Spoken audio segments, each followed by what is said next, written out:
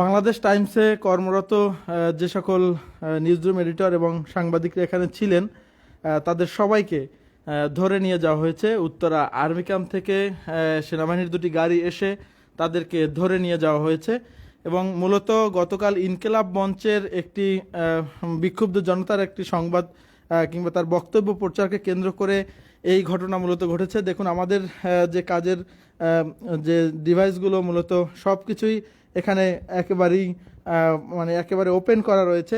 ঠিক এখানে কর্মরত ছিলেন কিছুক্ষণ আগেও আমার সহকর্মীরা এবং তাদেরকে সেনাবাহিনী এসে হঠাৎ করেই তাদেরকে ধরে নিয়ে এখান থেকে চলে গিয়েছেন এবং এই বাংলাদেশের একমাত্র যে মোবাইল ভিত্তিক যেই প্রতিষ্ঠান বাংলাদেশ টাইমস, সেই বাংলাদেশ টাইমসের অফিস থেকে এসে কর্মরত থাকা অবস্থায় সাংবাদিকদের তুলে নিয়ে যাওয়া হয়েছে, যেটা আসলে ইতিমধ্যেই দেশের বিভিন্ন মিডিয়া ব্যক্তিত্ব সহ অনেকেই কিন্তু এটা নিন্দাও জানিয়েছেন।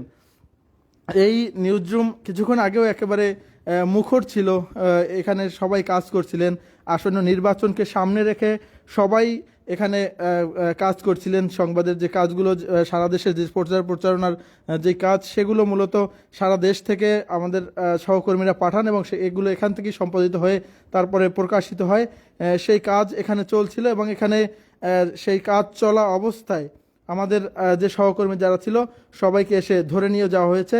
গতকালকে ইনকিলাব মঞ্চের একটি যে মূলত যে তাদের বিক্ষোভ কর্মসূচি ছিল এবং সেখানে যমুনার সামনে যখন দফায় দফায় নানা ধরনের অপ্রীতিকর ঘটনা ঘটতেছিল এবং সেখানে যারা উপস্থিত ছিলেন বিক্ষুব্ধ জনতা, তাদের একটি বক্তব্য প্রচারকে কেন্দ্র করে মূলত এই কাজ করা হয়েছে এবং সেই বক্তব্য প্রচারকে কেন্দ্র করে সেনা সদস্যরা এসে এখানে প্রায় যতটুকু জেনেছি যে প্রায় 17 জনের মতো এই নিউজ রুমে ছিলেন।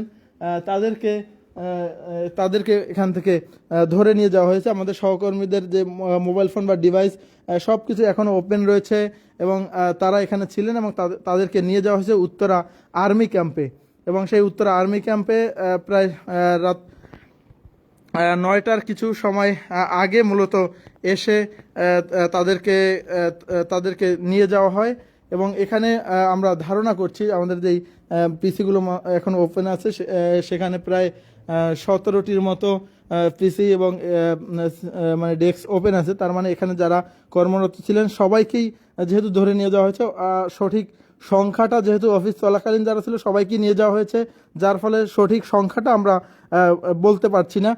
তবে ধারণা করা হচ্ছে এখানে 17টি ডেস্ক প্রায় খোলা আছে, সব প্রায় 17 জনের মতো তাদেরকে কিন্তু ধরে নিয়ে যাওয়া হয়েছে।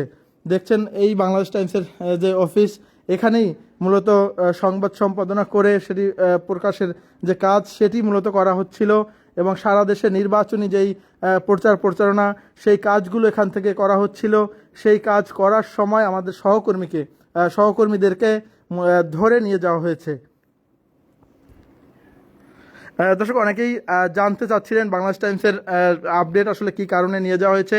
ইনকিলাব মঞ্চের গতকালকে ডাকা যে বিক্ষোভ, ওসমান হাদি হত্যার যে বিচার চেয়ে যে বিক্ষোভ ছিল, সেই বিক্ষোভের সময় বিক্ষুব্ধ জনতা নানান ধরনের বক্তব্য তারা দিচ্ছিলেন এবং সেই বক্তব্য প্রচারকে কেন্দ্র করেই সাংবাদিকদের নিয়ে যাওয়া হয়েছে এবং দেখছেন সেই বিক্ষোভের সময় কিন্তু প্রশাসন সাংবাদিকদের উপরে ব্যাপক টর্চার নির্যাতন করেছে এবং একজন সাংবাদিককে লাথি মেরে ফেলে দেওয়ার মতো ঘটনাও কিন্তু গতকাল ঘটেছিল। তো এই নির্বাচনের ত্রয়োদশ জাতীয় সংসদ নির্বাচনের ঠিক আগ মুহূর্তে সংবাদ মাধ্যমের উপর এ ধরনের নগ্ন হস্তক্ষেপ এবং সেই হস্তক্ষেপে কিন্তু অনেকেই ইতিমধ্যে তীব্র নিন্দা জানিয়েছেন। আমরা এটি আসলে অন্যান্য যারা রয়েছেন আমরা তাদেরকেও আসলে তাদেরও হস্তক্ষেপ কামনা করছি। এই সংবাদ মাধ্যম যাতে সুষ্ঠুভাবে তাদের সংবাদ এবং নিরপেক্ষ এবং স্বাধীনভাবে তাদের সংবাদ যেন প্রকাশ করতে পারে, সেই পরিবেশ আসলে দরকার।